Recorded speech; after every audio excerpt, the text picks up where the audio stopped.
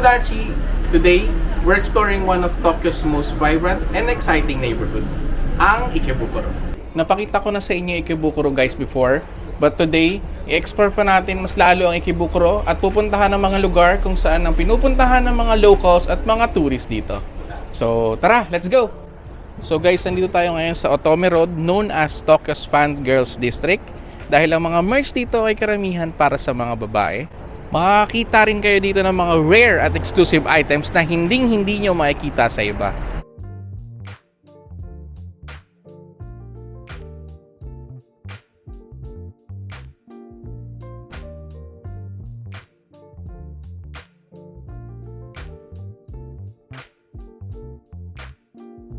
So, dito tayo guys sa K-Book. So, majority ng items dito, o halos lahat ng items dito is for mga BL, anime, or manga type things. BL. So, pag fan kayo ng ganung genre, pwede kayo napunta dito. And mostly ng items as far as I can see, mura siya, affordable naman. Pero kung may budget kayo, pwede rin kayong pumili ng mga mahal. Like ito din. Ayan. May mga ganito taso din. Banana fish. Ayan. Banana fish. So, mura dito guys, may mga pins na 110. Oh? Sa iba, mahal to. So, 110 lang oh. K-Books. So, marami dito yung mga BL or the Jinshin na pinatawag. So, kita nyo naman. 110.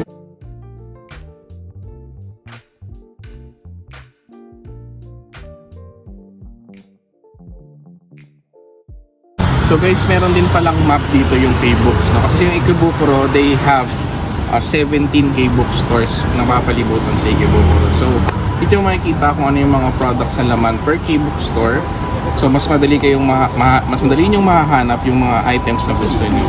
For example, ito yung hinahanap ni Freya na windbreaker na dito sa number 8. So, sa likod niya nandiyan yung map. Ayan. Ito yung mga itsura ng K-Book stores and ito yung mismong map. Currently, andito kami sa number 4 and number 5. Yan, magkatabi lang to. So, ito siya. So now, ang target namin is number 8. So, great time saver din siya guys. Kasi hindi ka na mag-iisa-isang pupunta pa sa mga yan. At least alam mo na kung may specific ka na gustong puntahan or gusto mong bilhin na anime or merch, ayan, titignan mo lang siya. Pero kung wala naman, gusto mong talagang browse lang, okay naman na bisitahin nyo yung kung anong trip nyo na K-Books dito. Tsaka may QR code din pala siya to guys. Ayan. And kung mapapansin nyo, puro Japanese yung sulat, karamihan. So, of course, kailangan nyo ilabas yung Google Translate nyo para makita nyo kung ano yung merch or name ng product na nandito.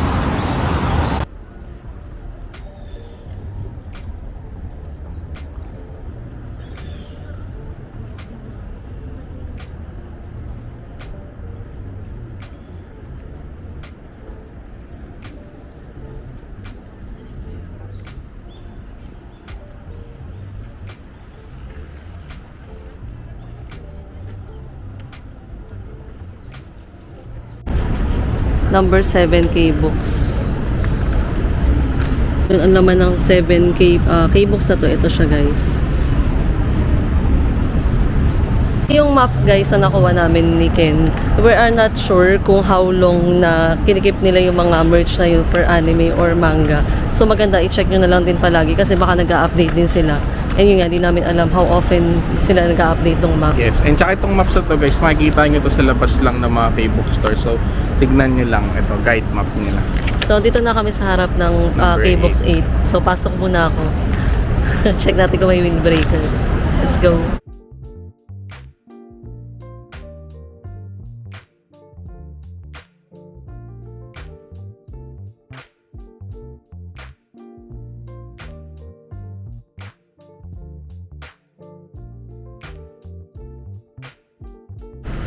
So guys, kung makikita nyo, yung K-Books from 7 to 11, magkakadikit lang silang 5. So dito ay galing sa number 4 and number 5. So tumawid lang tayo. Ito yung itsura niya guys. Ayan. Tumawid tayo doon. Ito yung K-Book number 7. Itong unang pinakita namin. Tapos, ito yung pinuntahan ni Freya ngayon. Yung K-Book 8. Magkakatabi lang siya doon guys, K-Book 9, K-Book 10 hanggang K-Book 11. So isang street lang siya, magkakatabi lang siya. So sobrang dali niyang hanapin. So swerte niyo kung isa dito sa mga stores na to yung merch na hinahanap niyo.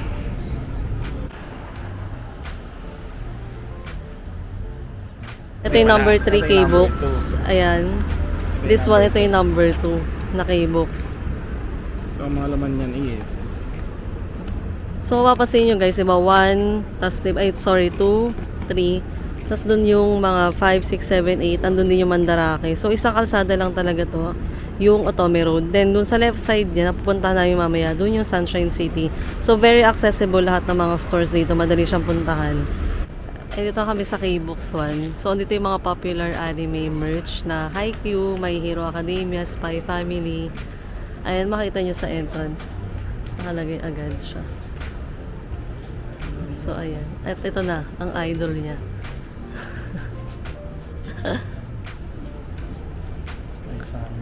Ayan siya.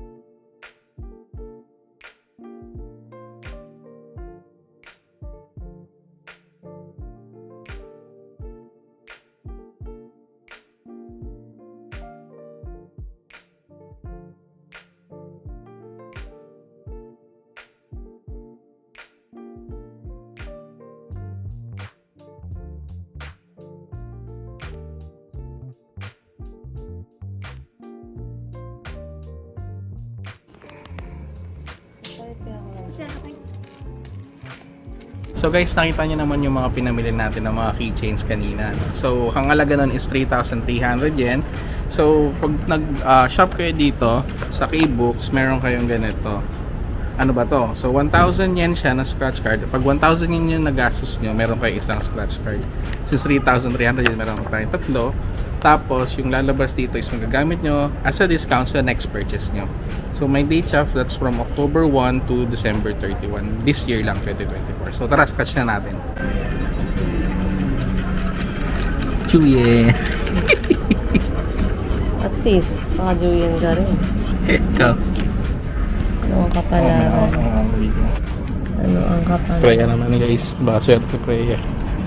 Uy! Juye! Saan lapad? As 100 yen mo please. Uy! 100 yen nga. Julian ulit. Kasi 30 yan kang discount. Pag bumili ka. So guys, tatlong scratch natin. Puro 10 yen lang yung boss. So, chance lang talaga siya. So, swerte nyo pag tatlong lapad yun nakuha nyo. 30,000 yen. So guys, tapos na kami magtingin ng mga anime merch. So papunta na kami ngayon sa Sunshine City para umanap ng mga kainan at mag-explore ng mga stores doon. So guys, nandito kami sa Higashi Ikebukuro Central Park. So tabi lang siya ng Sunshine City. So kung gusto nyo mag-chill, magpalamig, mag-relax sa park, so dito lang tayo. Tumama. Dito.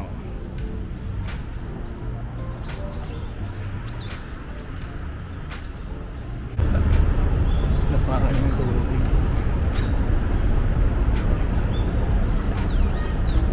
Tahimik dito guys. Ayan, may mga bata. Pwede kayong pagpagod na kayo maglakad. Ayan, maliit lang siya. Pero pwedeng mag-chill dito. Tapos may daan doon. Check natin kung saan siya papunta. Ayan lang siya. Ito na yung pa-Sunshine. Ito yung pa-Sunshine City guys. Ayan, yung building na yan. Ayan, Sunshine City na yan. So pwede kayo magkaroon ng tubig dito. Tubig ko lang to guys kasi for the past 2 days umulan. So kaya hindi rin kami umalis. Kaya may paddle ng water. Pero ayan siya. Kapalagay yan siya ng building. Pero Parang Central Park lang din sa New York. Para gano'n yung peg niya. So tara na, let's go sa Sunshine City. Let's go. So, sa likod namin yung Central Park. So, ngayon, paakit na kami dito sa Sunshine City.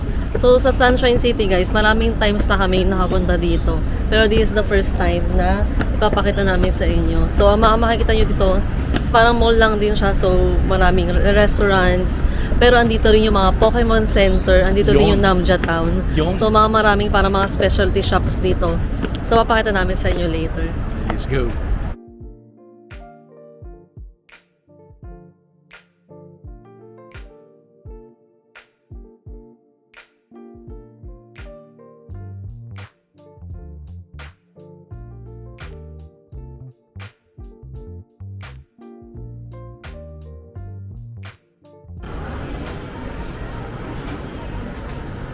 So, ayan.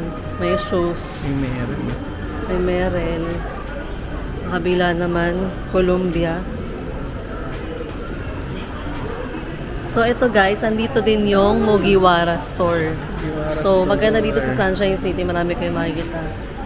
Ayan si Luffy.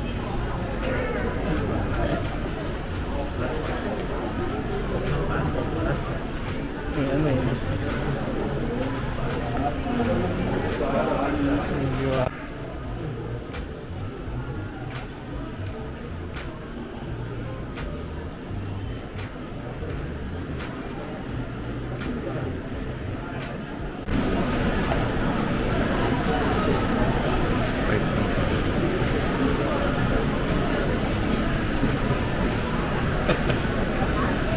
So, sa tapat naman ng Mugiwara store guys is Pokemon. Pikachu sweets. Parang dessert. So, Pokemon Cafe siya. Puro Pikachu. Puro Pikachu. Ayan siya.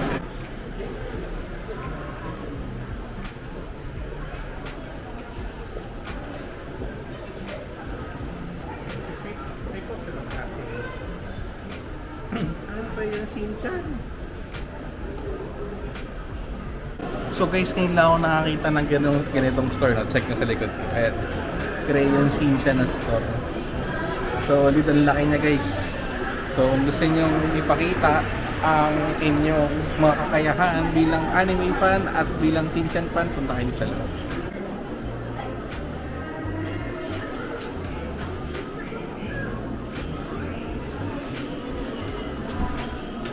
So isa sa mga specialty store dito guys sa Sunshine City is yung Snoopy nila. Ayan. And ang katabi na naman nila is yung Kiddyland.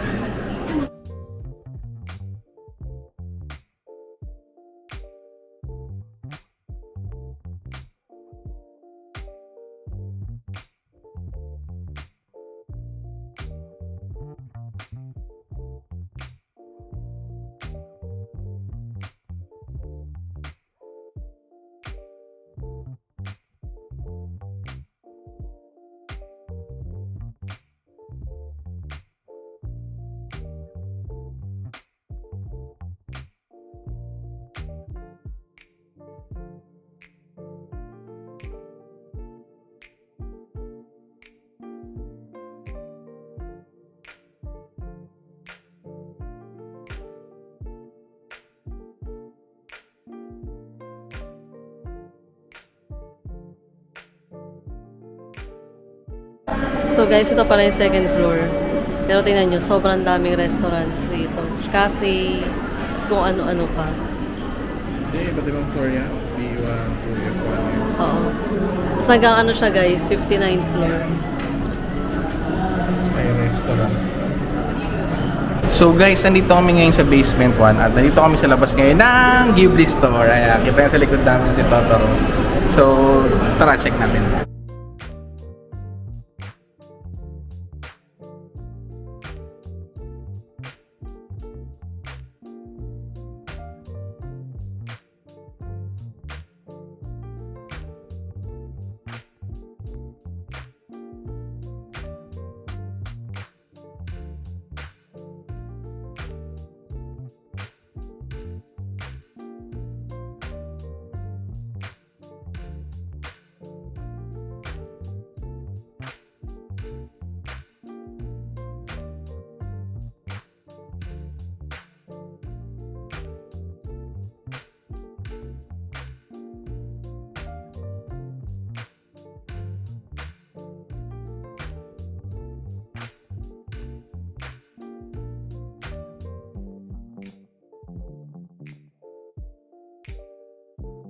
Magkano yan?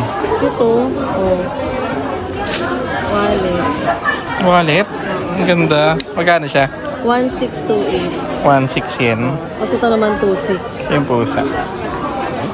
Cute. Pwede pang souvenirs. So, dahil pang souvenirs dito, guys. Kawaii. So guys, after ng Ghibli store, katabi lang niya, of course, Disney store. So if you're a fan of Disney, this shop is the best for you. Kung ayaw nyo naman ng Disney guys, of course, meron tayong Sanrio. Hindi magpapatalo.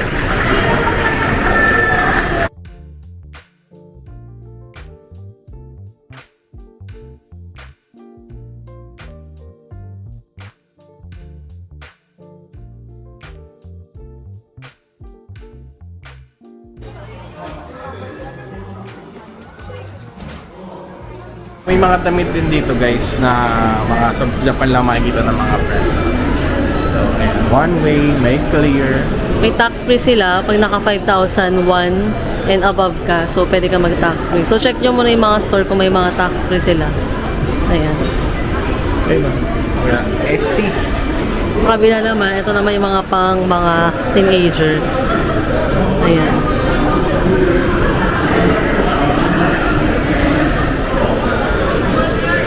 Ano yan? Parang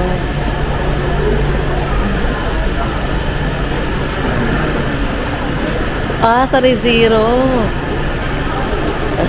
Yan siya guys.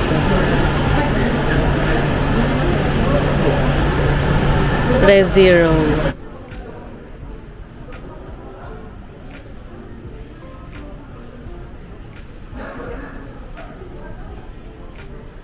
So guys, lumabas na kami ng basement 1 sa loob ng Sunshine City. So dito sa may bandang labas, ito na yung mga kainan niya guys.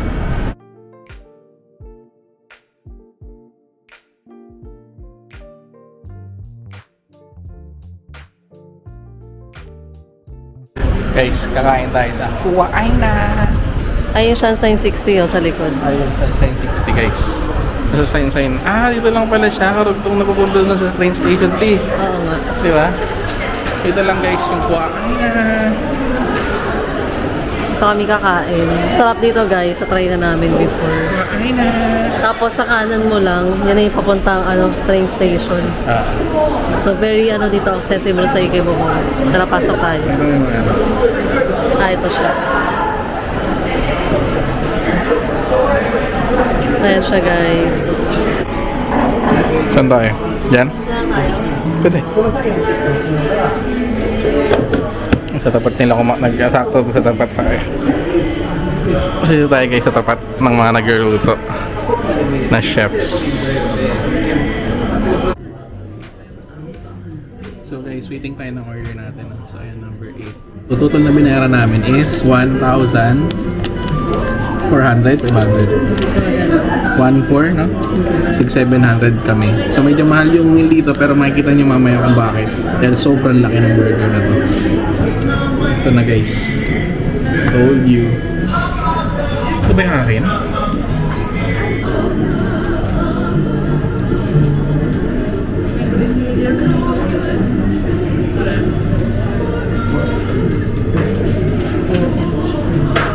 Mustard.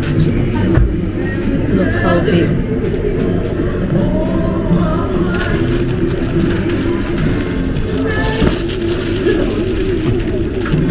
Boom.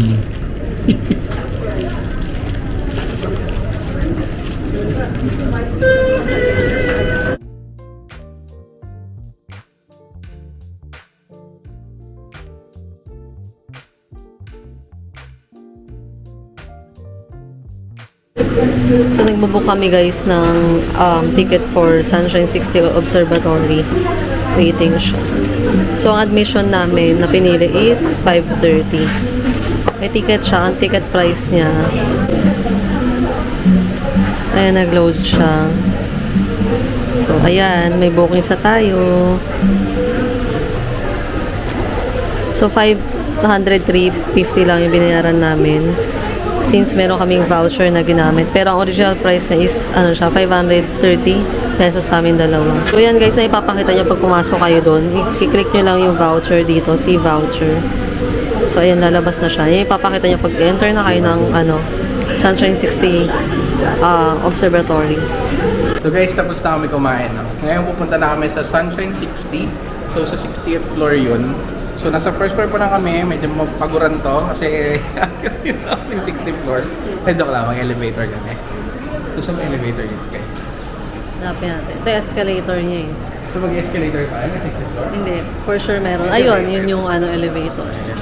So nakabili na kami ng ticket guys. Pinakita sa inyo kayo ni Freya. So ayun, yun yung amount kung magkano. So dalawang ticket na kami yan. So check natin kung ano makikita sa taas. Let's go.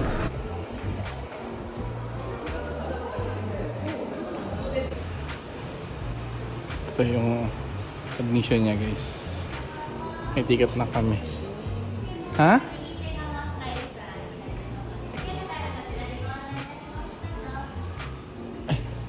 Sugoi!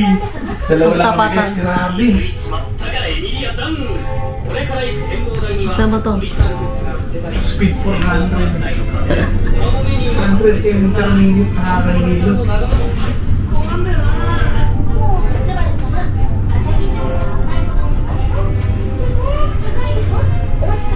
Sa happy na tayo guys. Asa sa tenga? Grabe. Ay, 60th floor. 60th floor na kami.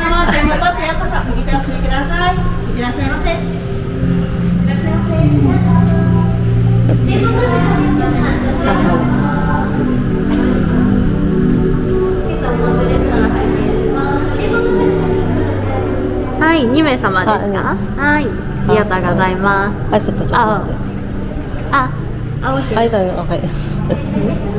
Chocolate. This one. One. あ、OK。プリースキャン QR コードだけ。Thank you。ありがとうございます。 QR code guys, pasok agad kayo.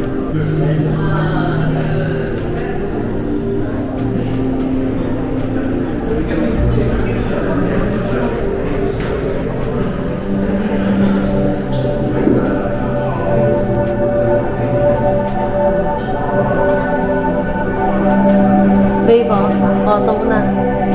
Nakalalasay tayo na auto. Ba? Auto mo na siya.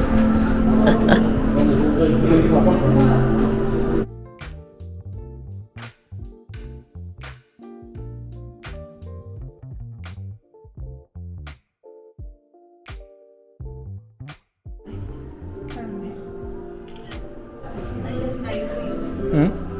Ayun, Skytree, guys. Ay, kitang kita. Ayan siya, guys. Sa ganda dito. Nag-reflect nga lang yung bintana, pero sobrang ganda. Andun, hindi lang kita, pero andun yung Skytree. Ayan siya. Nagpo-practice na sa akin. Ay, may soccer area. Ayan.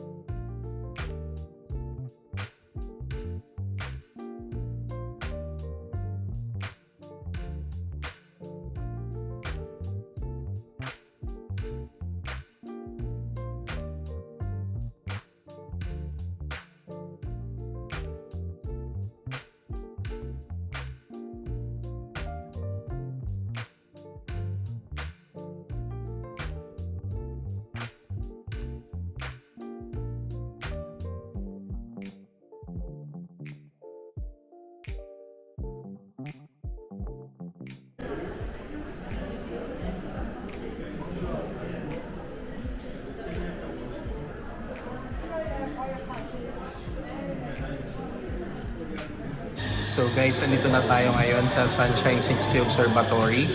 And sobrang ganda dito. Kung nakita niyo yung mga videos kanina, diba? Kitang-kita yung city lights, which is ma-appreciate nyo talaga siya. Of course, pag gabi lang kayo pumunta. So yun ang reason kung ba't kami pumunta dito. And pag gusto niyo naman makita yung Mount Fuji ng malinaw, pwede kayong pumunta ng umaga dito. At syempre, kung pupunta kayo dito, dapat maganda yung weather. Kasi kunyari, punta kayo na umaga, biglang maulan, ganyan. Syempre, hatapan pa rin sa Mount Fuji.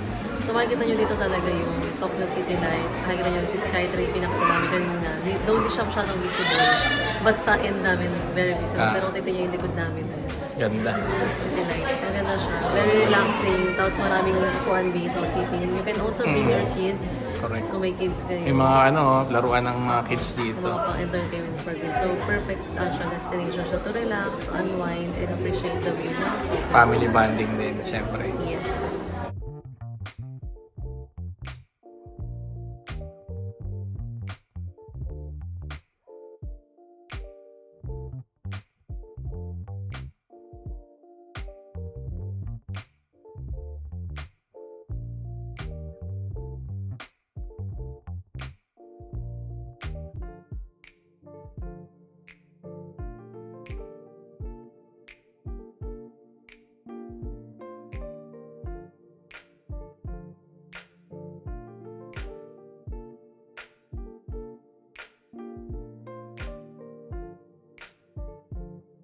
Yun guys, so lalabas na kami at nakapag-sightseeing na kami dito sa Sunshine 60 Observatory. Napaganda ng view, di ba? Nakaka-relax din, nakaka-antok. Antok na kami. Kaya nakakaba na yun, mga tuwing na umili ka pa doon. So guys, dito rin yung Sunshine Aquarium guys. So, maglabas lang nung mismo Sunshine 60 Observatory. Left lang kayo.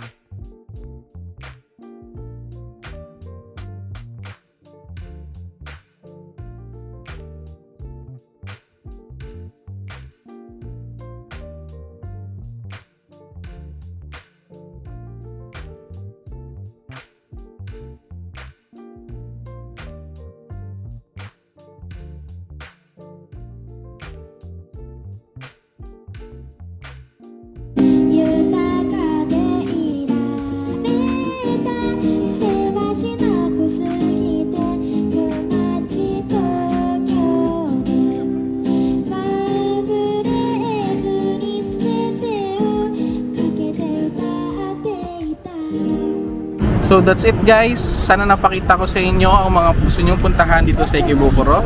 And if you like this video, don't forget to like and subscribe to my channel para update kayo sa mga future travel vlogs ko dito sa Japan.